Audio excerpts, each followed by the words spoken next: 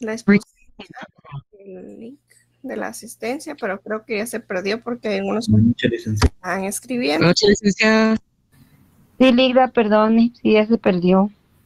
Por favor, no escriban nada en el chat, jóvenes, por favor, si no se pierde la asistencia.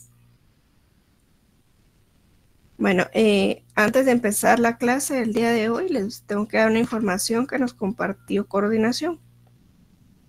Es referente a las evaluaciones del primer parcial. Ustedes comienzan el 20 de febrero y lo culminan el 2 de marzo. La primera evaluación es la mía, Derecho Constitucional. Ese es el día lunes 20. La vamos a tener a las 7 de la noche. ¿Qué quiere decir eso entonces? Que si nos da tiempo esta semana de terminar el tema que vamos a comenzar a ver el día de hoy, entrará en evaluación. Si no, ¿verdad? Si llega el día viernes y no terminamos de ver el tema, solo entraría la clase 1 y la clase 2, que es la clase 1 era Derecho Constitucional y la clase 2 era el Constitucional. Esas dos serían los que entran. Yo les compartí hoy el material, ¿verdad?, que vimos en estas clases para que lo tengan ahí y empiecen a estudiar. Viendo el calendario de evaluaciones de la otra semana, tienen entonces lunes, miércoles y viernes su evaluación. El día viernes les tocaría teoría del Estado. Como ese día tienen evaluación, ese día no les voy a dar clases. Entonces, prácticamente la otra semana no los voy a ver, sino sería hasta la siguiente semana, porque la siguiente semana solo sería martes y jueves que ustedes tendrían evaluación con sus demás catedráticos. Entonces, el día viernes yo les voy a estar diciendo cómo va a ser la dinámica de la evaluación. Hoy solo les estoy dando esta información para que ustedes empiecen a estudiar, ¿verdad? Esa es la información que les tenía que compartir. No sé si tienen alguna duda con respecto a lo que les acabo de mencionar.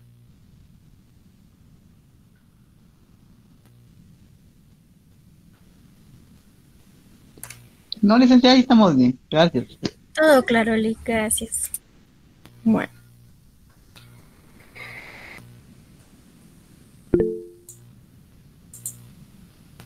Giovanni, dime. Buenas noches, licenciada. ¿Será que podría repetir la información? Es que vi que tenía problemas al entrar con mi computadora, porque se me apagó y ya entré ahorita que iba terminando. Disculpe, licenciada. Muy bien. Les dije que ustedes, sus evaluaciones empiezan el lunes 20 y culminan el jueves 2 de marzo.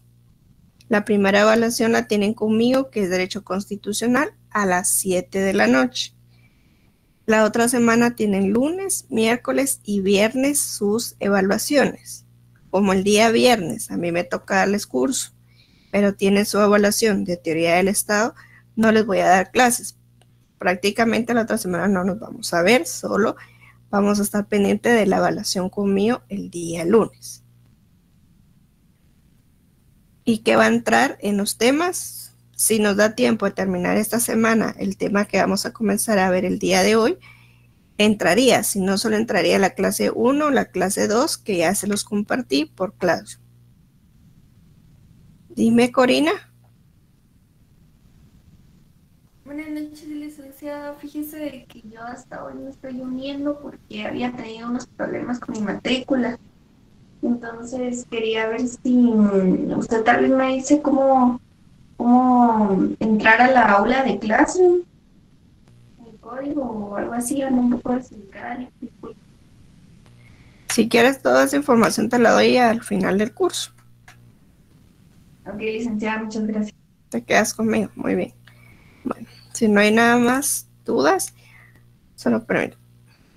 Llevan 125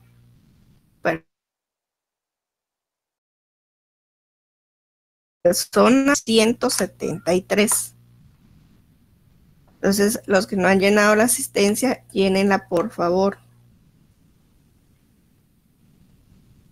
Ahora sí, comencemos con el tema del día de hoy. Que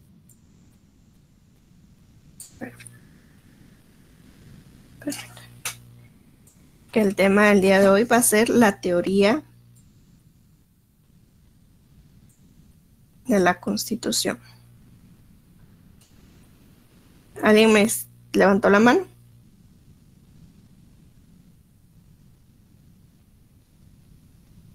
¿No? Bueno. Entonces vamos a ver unas definiciones de la teoría del Estado. La vamos a ver en dos sentidos, en el material y en el formal. Cuando hablamos del sentido material, hablamos en sí de el extracto de la Constitución. Cuando hablamos de la Constitución en sentido material, pues decimos que es el conjunto de principios, instituciones, formas de vida, soluciones, etcétera, que nos da la propia Constitución, el modo en que nos vamos a regir dentro de una sociedad, acá en Guatemala, en la sociedad guatemalteca, ¿verdad? Que los integrantes de una sociedad han adoptado como un medio para regular sus relaciones y lograr una superación colectiva, ¿sí? Porque si decimos que la Constitución es el conjunto de principios, instituciones, formas de vida, soluciones, entre otras, por eso, ¿verdad?, es el que nos va a servir para regirnos a nosotros dentro de una sociedad, ya sea en forma individual o ya sea en forma colectiva. Esa es la teoría de la Constitución en un sentido material, ¿verdad? La forma en que nos vamos a conducir dentro de la sociedad basados en la Constitución. Ahora miremos en el sentido formal.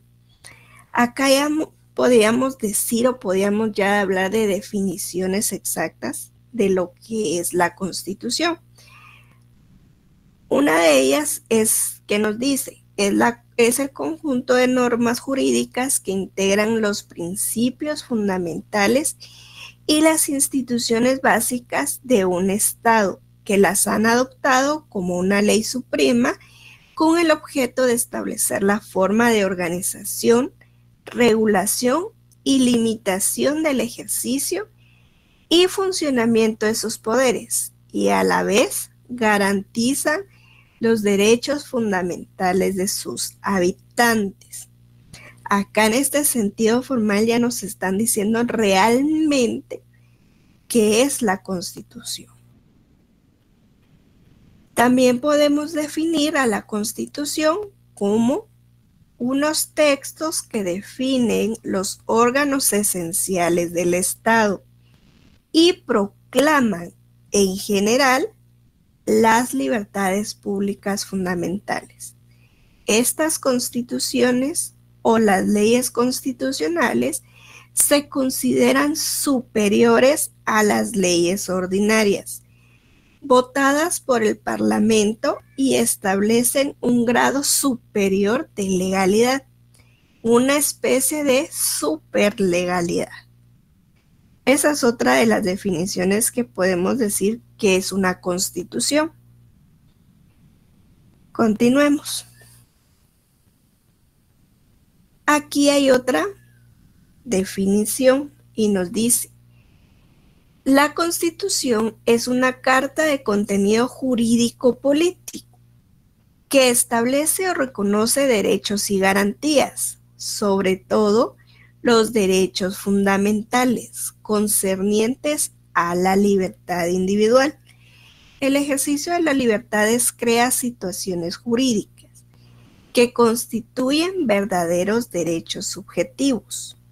Las garantías, sean expresas o implícitas, protegen esos derechos tanto en la esfera política como en la judicial, pero es evidente que la verdadera protección debe realizarse sobre la última, pues quien invoca tiene derecho a que su pretensión jurídica sea conocida y decidida por el órgano jurisdiccional.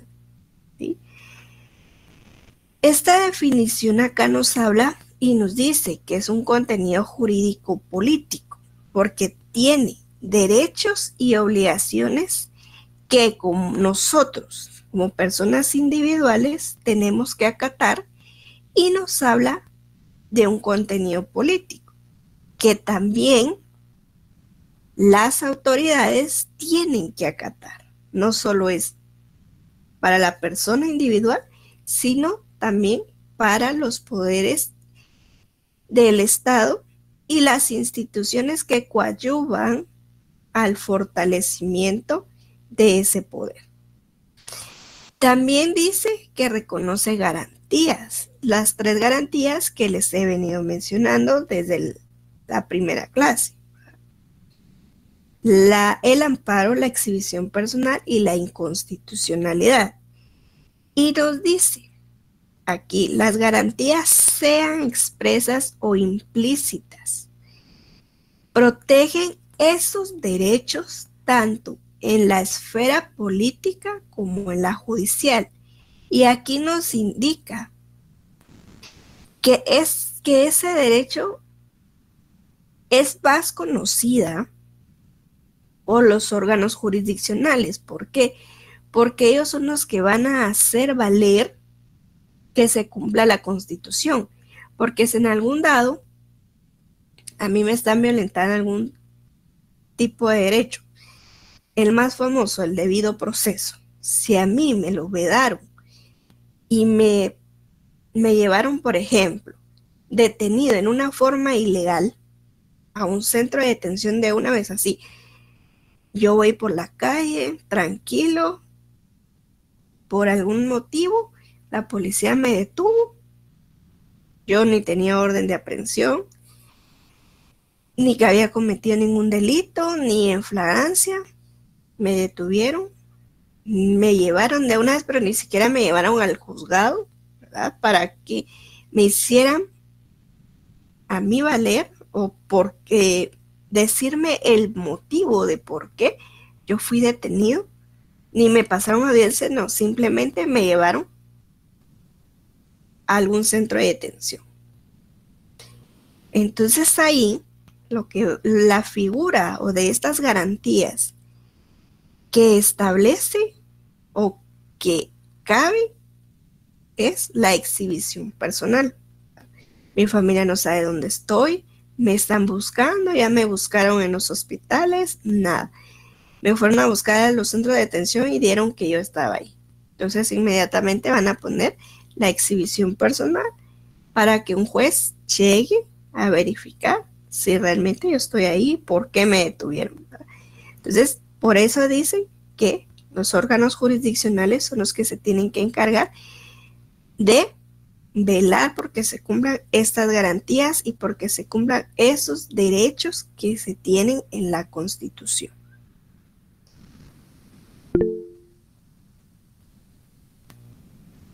¿Alguien quería preguntar algo? Sí, yo, licenciada, buenas noches. Buenas noches, dime. Con una consulta, lo que estaba explicando ahorita, digamos, una persona viene y tiene lo que usted estaba diciendo, o sea, tiene orden de captura. Al momento de que lo capturan, lo primero que hace es llevarlo, bueno, dependiendo, ya sea si es en la capital, la torre de tribunales, o igual a un centro de detención. Si en dado caso, digamos, la persona no logra avisar, entonces en ese momento, o sea, él no logra avisar a sus familiares o algún conocido o algún abogado en este caso que lo pueda asistir, en ese momento es entonces cuando se hace ¿cómo fue el nombre que dijo? Exhibición personal. La exhibición personal, para que entonces le pueda él hacer valer sus derechos de defensa en este caso, ¿verdad? Porque si no le están diciendo por qué motivo lo están deteniendo, sino únicamente lo están llevando a un lugar y le están privando de cualquier medio para poder él decir de que necesita auxilio, en ese momento es entonces cuando se hace lo que usted nos está explicando. Ajá, así es, más o menos. Mira, pues, Por ejemplo, a ver si él tiene una orden de captura y por casualidad lo detuvieron, se lo tienen que llevar inmediatamente al órgano jurisdiccional que lo estaba solicitando, ¿verdad? Y si no, pues al juzgado de turno. Si los policías no lo llevan y lo llevan directamente a un centro de detención, ahí es una detención ilegal porque no han conocido el motivo de por qué ha sido detenido ni ha sido escuchado por un juez competente. Ahí puede pasar dos, porque la exhibición personal puede ser puesta por la persona agraviada directamente o puede ser por cualquier persona que tenga conocimiento de que una persona está privada de su libertad en forma ilegal o en contra de su voluntad, ¿verdad? Entonces, si él no lo llevaron a la torre de tribunales, lo llevaron a algún centro de detención, él puede hacer uso de su llamada, ¿verdad? Y decir, inmediatamente comunicarse con un familiar o inmediatamente a cualquier juzgado, porque eso sí, la exhibición personal se puede colocar ante cualquier juzgado porque es algo de manera urgente, ¿verdad? Entonces ya después ya se traslada al juzgado que va a entrar a conocer esa exhibición, pero por el momento en cualquier juzgado lo puede hacer. Ah, ya le entendí. Y en ese caso, licenciada, cuando digamos una persona es detenida, creo que son 6 horas las que tienen para poder ser trasladados. Para ponerla a disposición del juez. Sí, ¿verdad? Ah, ya, ahora sí entendí. Y si no, ¿qué pasaría en ese caso? Miren, ahí en la actualidad y no, en la práctica no se hace. O sea, es cierto, sí los llevan a la carceleta y ahí están, pero a veces pasan hasta 24 horas y no han sido escuchados. Pero ahí hay dos riesgos y se lo estoy hablando en la práctica, ¿verdad? Si ustedes vienen y pasan 6 horas y hacen uso de ese derecho, por ejemplo, y van a poner en mal, digamos, hacia al juez, lo que va a hacer es que en lugar de ustedes estar ayudando a su cliente, lo van a perjudicar, ¿verdad? Y eso es así en la práctica, no es que yo me lo esté exagerando, ¿verdad? La ley es la ley y sabemos que se tiene que poner en práctica, pero muchas veces no es así. Y si ustedes miran que pasan 6 horas y no ha sido escuchado su cliente, pueden interponer esta acción, esta exhibición personal, ¿verdad? Pero como les digo, muchas veces en lugar de ayudar al cliente, lo perjudican y así es la realidad, ¿verdad? Ah, ya, ahora sí entendí más claro. Gracias, licenciada. Sí, pero este tema de las garantías, no, como les digo, no lo entro a ver a profundidad porque esos son temas que se miran en derecho procesal constitucional y ahí donde ya se mira más explícito, ¿verdad? Entonces, se los digo para que no nos entretengamos mucho en estas garantías. Continuemos. La Constitución también puede ser una carta de derechos y garantías que es un instrumento de gobierno, ya que en ella establece los poderes, determina las atribuciones y limitaciones de ellos y las reglas de los modos de su formación. Acuérdense que dentro de nuestra Constitución sí establece, ¿verdad?, un capítulo especial de los órganos del Estado, la parte orgánica del Estado. La Constitución también nos dice que es un esquema jurídico de la organización del Estado. Proclama con especial solemnidad por el órgano autorizado para ello y destinado a fijar la estructura estatal, así a lo relativo a la formación y funcionamiento del gobierno.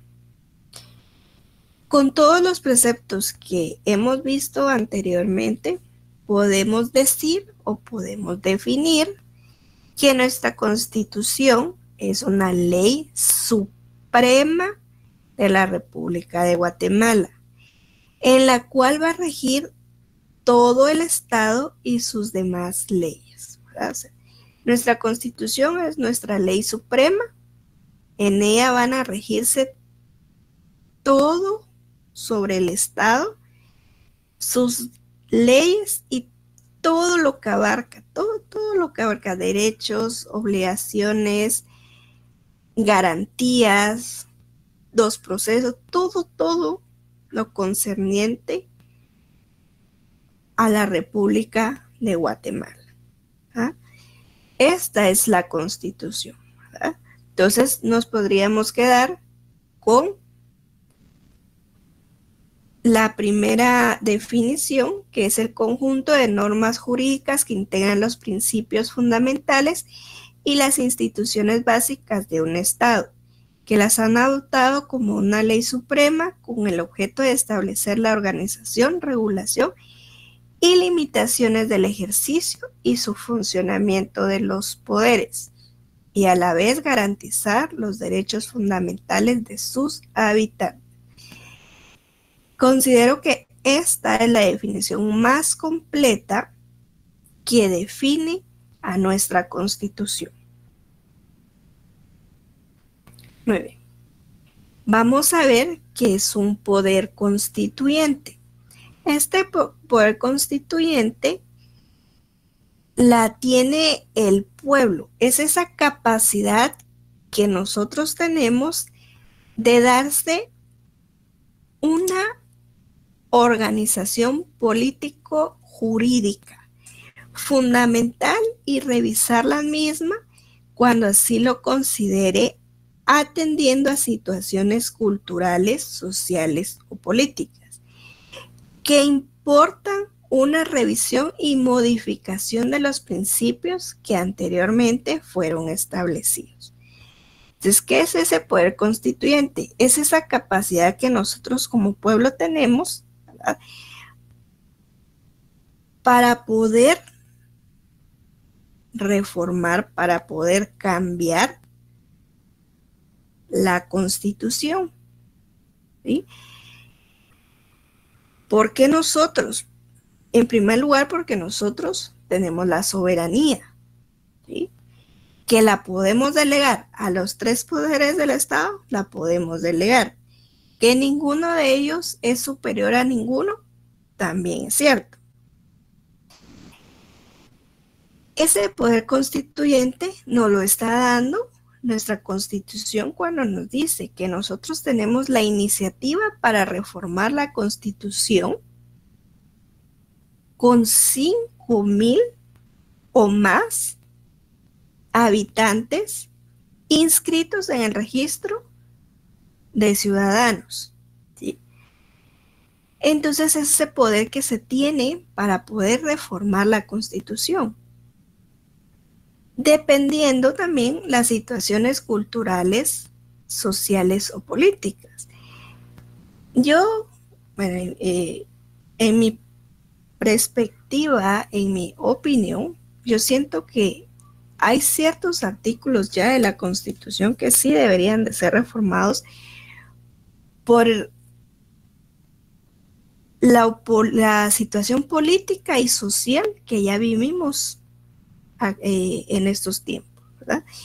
Ya ciertos requisitos deben ser reformados. Y como les digo, para mí, los primeros requisitos, los primeros artículos que deberían de ser reformados son los requisitos para ser ministro, presidente, vicepresidente, ser diputados. Deberían de ser reformados de manera urgente. Entonces, como les digo, ¿verdad?, este poder constituyente es esa capacidad que tiene el pueblo de darse en una organización política jurídica fundamental, ¿verdad?, y poder revisar esos cambios que se puedan dar a la Constitución. Dime. Buenas noches, licenciada. Gusto saludarla. Igualmente. Una pregunta. Sí. Yo tengo una duda. Digamos, aparte de la Constitución, por ejemplo, nosotros como personas o como pueblo podemos reformar, por ejemplo, la ley electoral y de partidos políticos, o simplemente la Constitución es lo único que nosotros tenemos. Se lo comento porque, por ejemplo, en la actualidad, pues, los requisitos han sido modificados en la ley electoral y de partidos políticos, donde, por ejemplo, no les están pidiendo absolutamente nada a las personas, no les están pidiendo que sean personas probas, antecedentes penales, ni policíacos, sino que simplemente puedan las personas poderse postular a un cargo y ya estuvo. Entonces, no sé si usted me podría apoyar en ese sentido de explicarme, licenciada, por favor. Claro. Fíjate que podríamos promover unas reformas a esta ley electoral de partidos políticos porque tiene carácter constitucional. ¿Verdad? Pero lastimosamente solo podemos tener iniciativa para la Constitución, ¿verdad? Como nos lo establece nuestro artículo de nuestra Constitución, ¿verdad? Que era el 144, si no estoy mal.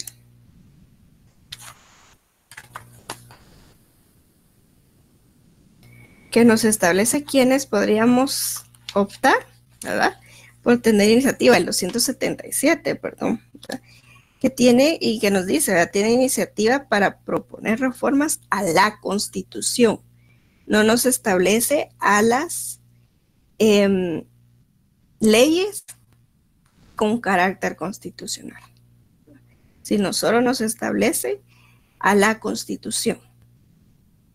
Entonces ahí no podríamos venir nosotros y proponer estos cambios a estas leyes, en este caso la ley electoral de partidos políticos. Muchas gracias, licenciada. Bueno, miremos los poderes constituidos. Y, perdón, antes de entrar a esto, lo que nos dice su compañero, ¿verdad? Sería ideal realmente que el Tribunal Supremo Electoral tomara su papel, su rol como magistrados, ¿verdad? Especializados en materia electoral, ¿verdad? Y que realmente ellos pidieran los requisitos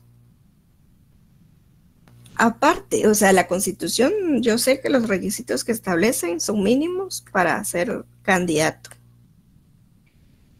pero en la convocatoria sí debería de pedir requisitos que llenaran todos los candidatos a determinado cargo que quieran optar, ¿verdad? Pero nosotros, bueno, la mayoría sabemos cómo se maneja, ¿verdad?, el sistema político acá en Guatemala. Entonces, no creo que vayan a entrar a querer cambiar eso. Los magistrados o los del Tribunal Supremo Electoral no creo que quieran entrar a detalle con este problema, ¿verdad? Pero sí sería bueno que se cambiara de raíz y que se cambiara en la Constitución. Pero continuemos con esos poderes constituidos. ¿A qué nos referimos con estos poderes constituidos? A esos instrumentos o a esos medios a través de los cuales se cumplen o se tiene que cumplir las funciones del Estado y son necesarios para alcanzar los fines y propósitos de una sociedad organizada. Estos son los poderes constituidos, ¿verdad? Los que todos esos funcionarios del Estado que toman posesión de su cargo van a tener esos instrumentos o esos medios para cumplir con las funciones que la propia Constitución les da, les confiere al momento de ellos tomar posesión. Es decir, el 14 de enero del año 2024, los diputados al Congreso, los diputados al Parlacén, el presidente y vicepresidente, los ministros, los alcaldes, van a adquirir esos instrumentos y esos medios a cumplir con los fines y los propósitos que la Constitución les va a atribuir. ¿Para qué? Para el manejo de un país, para el manejo de una sociedad, para que esa sociedad funcione lo mejor posible. ¿Sí? El presidente va a tener las funciones, él tiene, ¿verdad?, a su cargo, él va a adquirir a su cargo el de que tiene que velar por una buena educación, tiene que velar por un buen sistema de salud, tiene que velar por un buen sistema penitenciario, tiene que velar por por esos propósitos, por esos fines que la Constitución le va a dar a él el 14 de enero del 2024. Esos son esos poderes constituidos. Yo sé que la mayoría ya pensó y piensa que nada que ver, ¿verdad? Que eso no se da, pero se tendría, o sea, se tiene que hacer. Y no lo puede hacer él solo, sino lo tiene que hacer con todo su equipo. Lo tiene que hacer con todos sus ministros, lo tiene que hacer con la ayuda de los tres poderes, de los otros dos poderes del Estado, con la ayuda de esas entidades descentralizadas o entidades centralizadas o entidades autónomas que tienen que ayudar a que sí o sí funcione, ¿verdad? Funcione ese sistema de gobierno. Y por eso dice, son las funciones del Estado. Y como ya les mencioné, que el Estado no solo es el presidente, no solo es el Congreso, no solo son los jueces, somos todos. ¿Sí? Entonces, estos son estos poderes constituidos, son todos esos medios, todos esos instrumentos a través de los cuales los funcionarios o las funciones del Estado tienen como objeto alcanzar los fines y propósitos para tener una sociedad organizada.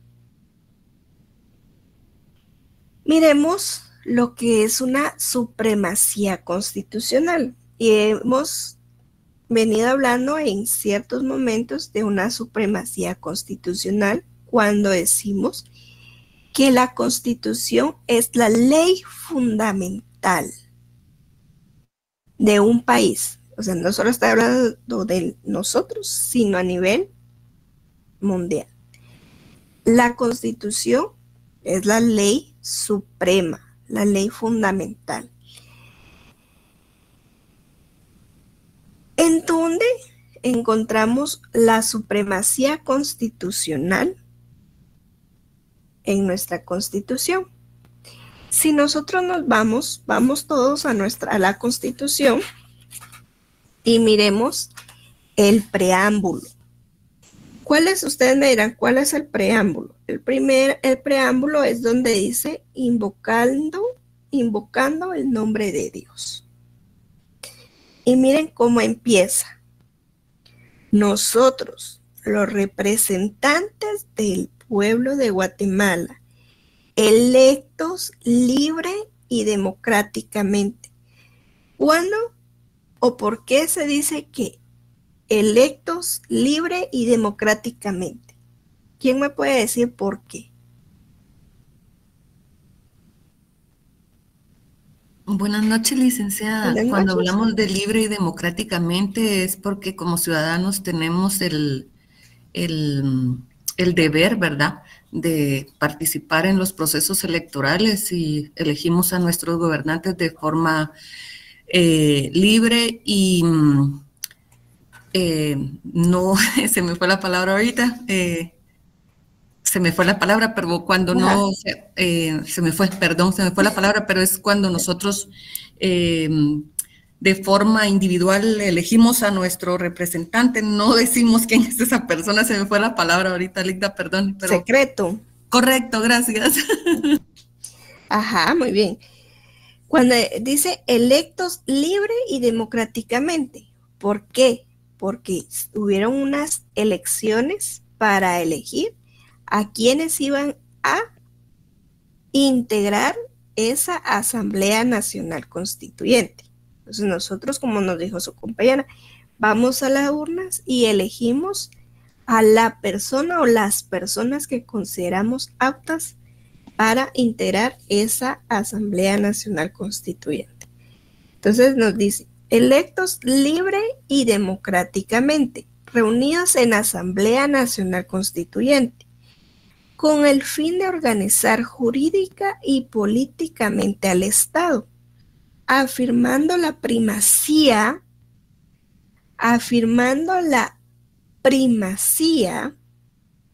de la persona humana como sujeto y fin del orden social. Ahí nos está hablando ya de la primacía, ¿sí?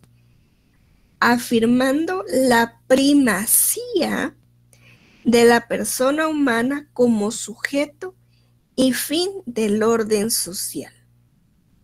De ahí, miren, partimos de la supremacía constitucional. Nuestro propio preámbulo nos está diciendo, ¿sí? Entonces, miremos primero que el Diccionario Enciclopédico de Derecho Usual de Guillermo Cabanelas nos dice que supremacía, grado superior, dominio, superioridad, ventaja en luchas o guerra, hegemonía. Él nos dice que la supremacía, Guillermo Cabanelas nos dice que la supremacía para él es un grado superior, es dominio, es superioridad, es ventaja en lucha o guerra o una hegemonía. Nosotros en nuestro preámbulo ya vimos entonces que nos está diciendo primacía de la persona humana como sujeto o fin del orden social, reconociendo a la familia como génesis primario. Si yo les hiciera la pregunta, o fuera una pregunta de evaluación, ¿en dónde, o que me digan cuál es el fundamento primordial donde dice que la sociedad, que la familia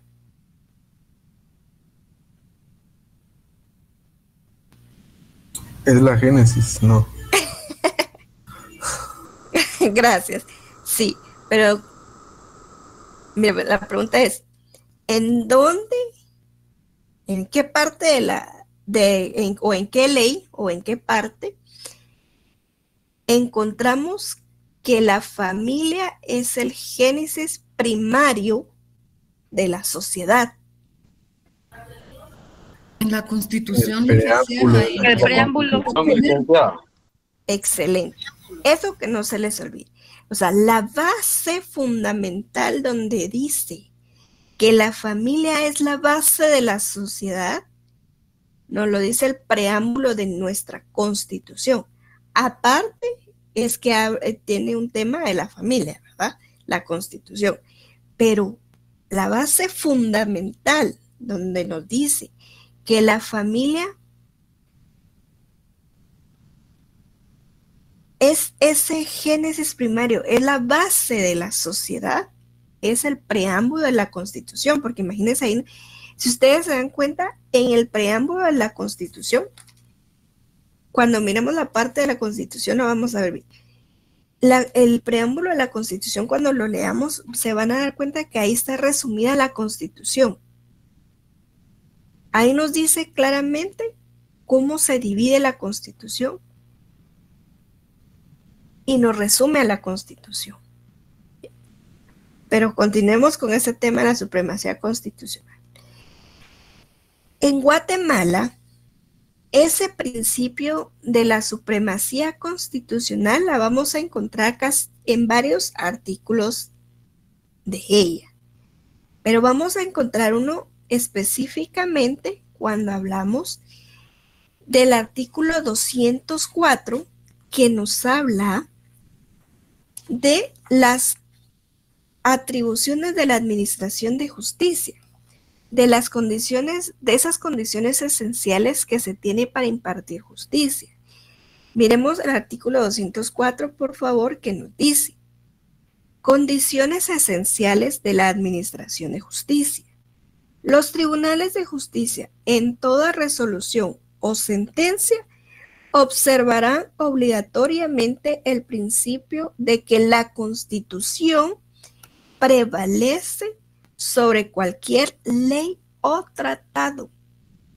Miren, el propio artículo 204 nos establece, no nos dice literalmente supremacía constitucional, pero sí está implícita en esta normativa que cuando los jueces vayan a dictar una sentencia, una resolución o un auto, tiene que basarse en lo que establece el principio que la Constitución prevalece sobre cualquier tratado o ley.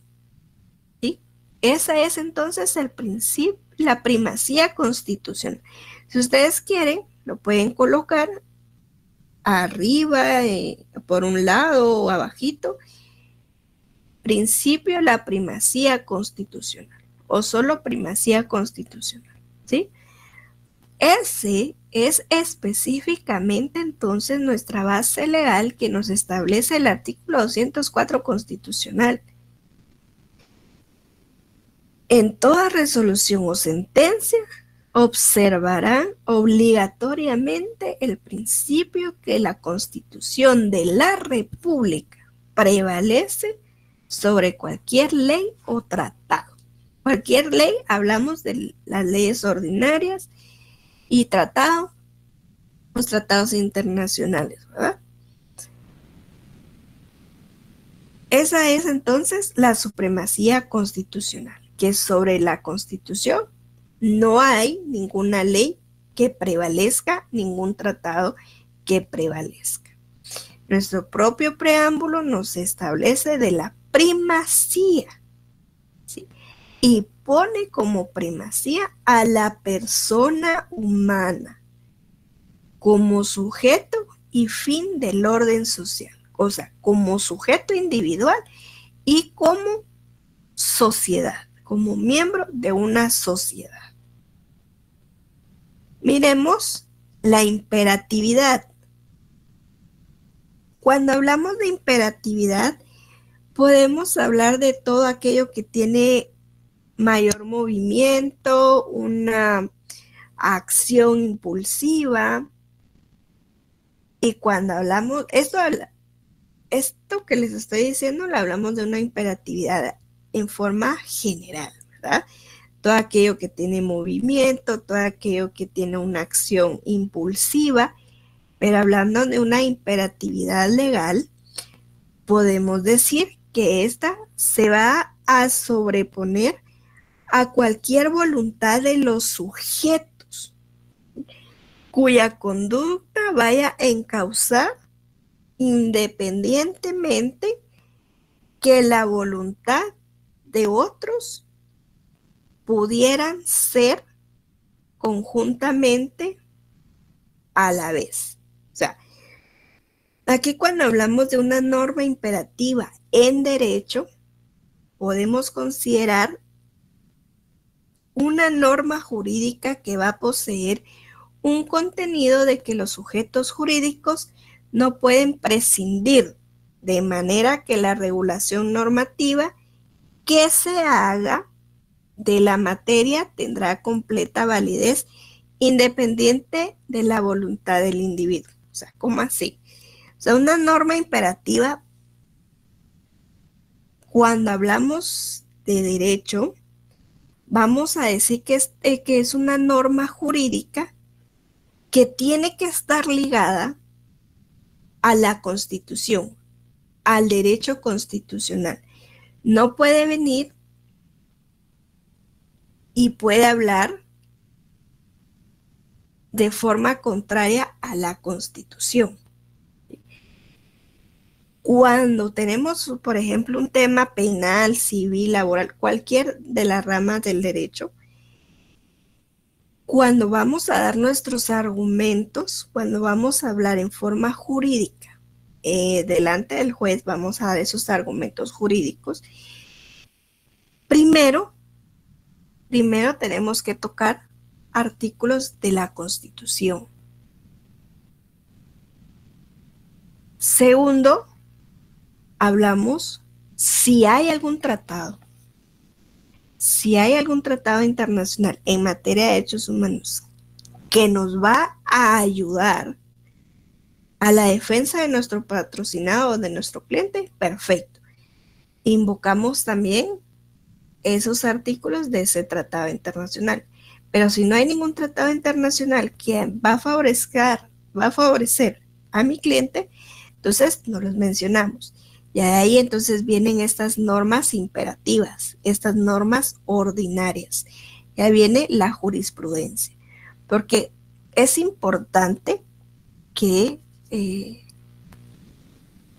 tanto ahorita que están estudiando como cuando ya vayan a ser profesionales, también busquen mucha jurisprudencia constitucional o mucha jurisprudencia legal, tanto de la Corte Suprema de la Justicia como de la Corte Constitucional, sobre el caso que ustedes van a llevar. Porque así es mucho más claro el argumento para el juez y en determinado momento van a ustedes a ayudar con esa norma imperativa, con esas normas jurídicas que ustedes están tocando, van a ayudar a esclarecerle bastante la mente al juez, los pensamientos, ¿verdad? Cuando él le toque dictar sentencia. Entonces, esta es esa norma imperativa, ¿verdad? Es esa norma jurídica que va a tener un contenido en el que los sujetos jurídicos no van a poder prescindir de lo que establece la Constitución, de lo que establece el derecho constitucional, ¿sí? Es esta norma imperativa, ¿verdad? Lo que va a coadyuvar al fortalecimiento de una norma jurídica. Muy bien, continuemos. Miremos la legitimidad constitucional. Aquí hablamos de este autor, García Laguardia, que nos habla de una legitimidad constitucional y él nos dice: la legitimidad está en la base de la estabilidad política y constitucional. Una constitución es legítima, dice, solo cuando es reconocida, no simplemente como situación de hecho, sino cuando la fuerza y la autoridad del poder constituyente en que descansa su decisión es reconocida. O sea, la legitimidad constitucional es lo que ya está legal, ¿verdad? Por ejemplo, nuestra Constitución sí o sí ya es legal, ya tiene una legitimidad constitucional. Fue creada por una Asamblea Nacional Constituyente, tuvo un poder constituyente porque nosotros como pueblo la delegamos en determinadas personas para que conformaran esta Asamblea Nacional Constituyente y crearan la Constitución. ¿Sí? Por eso es esta legitimidad constitucional y es lo que nos regula o nos establece o nos indica este autor, García Laguardia, sobre la legitimidad constitucional. Miremos y entremos a ver ya nuestra Constitución Política de la República de Guatemala. Nuestra Constitución está dividida en 4 partes. Algunos catedráticos indican que solo tiene 3 partes, pero el preámbulo es parte de la Constitución y es lo primordial de la Constitución.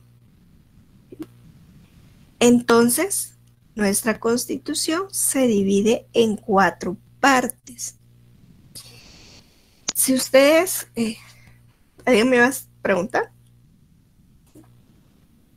¿No? Bueno, si ustedes tienen ahí resaltadores o flechitas o no sé cómo, o si ustedes quieren marcar su Constitución, pueden marcarlas para que sepan dónde están las partes de la Constitución. Por ejemplo, nosotros hablamos que la Constitución se divide en preámbulo, parte dogmática, parte orgánica y parte práctica. El preámbulo es lo que les decía, ¿verdad? Que es la primera parte donde nos habla de invocando el nombre de Dios. Esta es una forma solemne colocada a una manera de introducción. Ustedes, si se dan cuenta, en todos los trabajos que han hecho, que hacen, siempre les piden que hagan una introducción, ¿verdad? O sea, esa introducción es el resumen de lo que va a tratar su trabajo. En este caso, nuestro preámbulo es esa introducción, ese encabezamiento de la Constitución, es ese resumen que se tiene de lo que va a ser o lo que vamos a ver en nuestra Constitución. Aquí les puse 2 definiciones. Dice, es una forma solemne colocada a manera de introducción y en el encabezamiento de la Constitución y que resume las grandes directrices que inspiran la promulgación de esta y deben servir de pauta o guía a los gobernantes y gobernados en la vida del Estado. Otra es la enunciación previa contenida en las constituciones, donde se exponen los grandes principios y fines que han guiado al constituyente para redactar las normas básicas de la organización política del país. Entonces, para nosotros, la primera definición es la que más se adapta a nuestro preámbulo. Y entonces continuamos leyendo lo que decía nuestro preámbulo, ¿verdad? Entonces nos habíamos quedado que afirmando la primacía de la familia como génesis primario y fundamental de los valores espirituales y el bien común, los valores espirituales y morales de la sociedad, y al Estado como responsable de la promoción del bien común, de la consolidación del régimen de legalidad, seguridad, justicia, igualdad, libertad y paz, inspirados en los ideales de nuestros antepasados y recogiendo nuestras tradiciones y herencias culturales, decididos a impulsar la plena vigencia de los derechos humanos dentro de un orden institucional estable, permanente y popular, donde gobernados y gobernantes procedan con absoluto apego al derecho. Entonces, acá es nuestro preámbulo y es lo que nos da esa introducción en el encabezamiento de nuestra Constitución, que resume todas esas directrices que son inspiración para los gobernados y los gobernantes. Continuemos.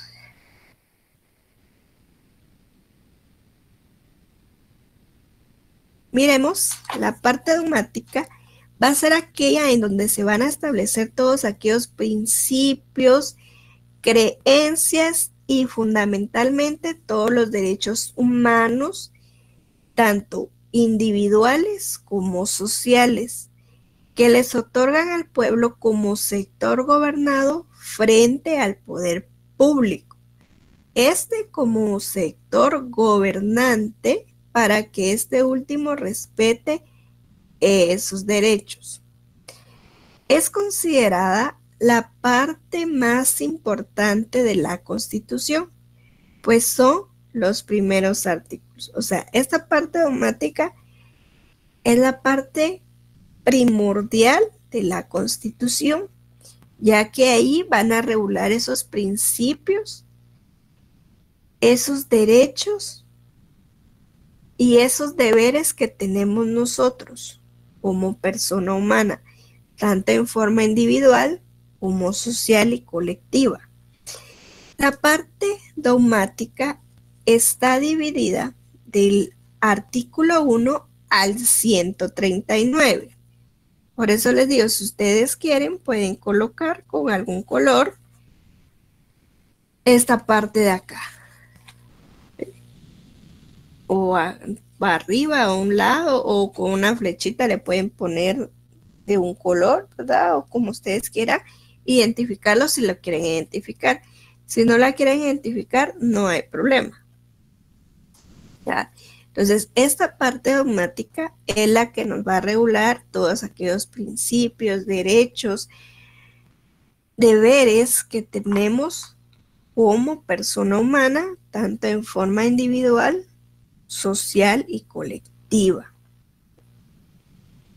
Miremos la parte orgánica.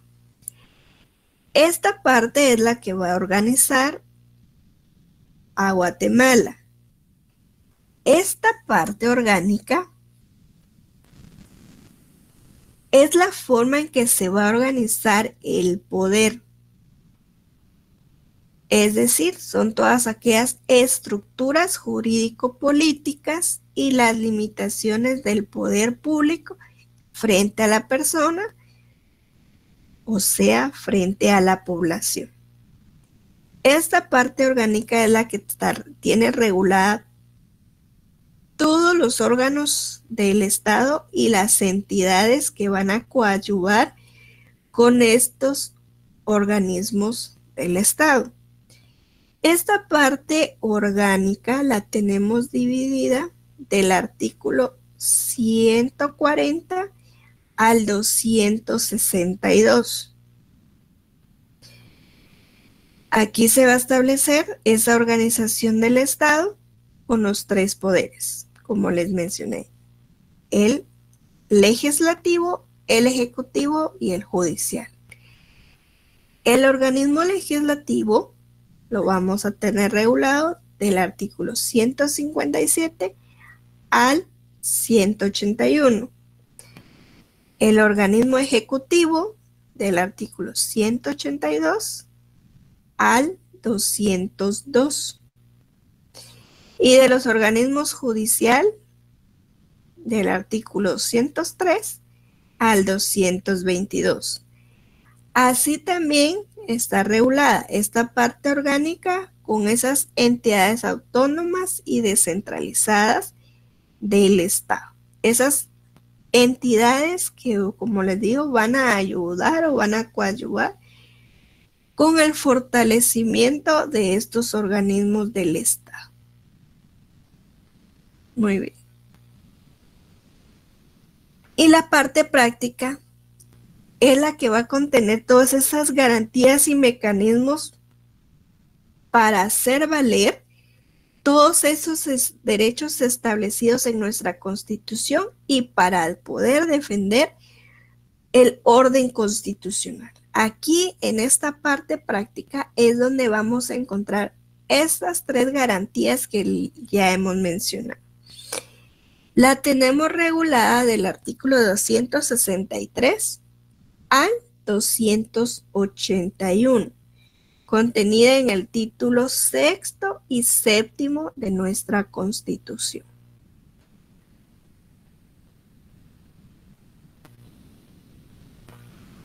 Muy bien. Entonces, por la hora, sé que muchos ya están cansados porque han venido de trabajar. La vamos a dejar hasta acá. Por favor, necesito que ya empiecen a tener su ley, las tres leyes del organismo ejecutivo, legislativo y judicial, por favor, a partir de la próxima clase. Solo esas tres leyes por el momento necesito que tengan a la mano.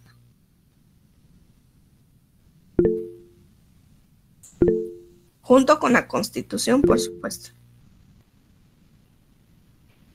No puedo subir esta presentación porque no he terminado de darla. Cuando termine, como les mencioné desde el primer día de clases, ¿verdad? Cuando termine de darla, con mucho gusto se la subo. Por el momento no puedo porque no he terminado de darla.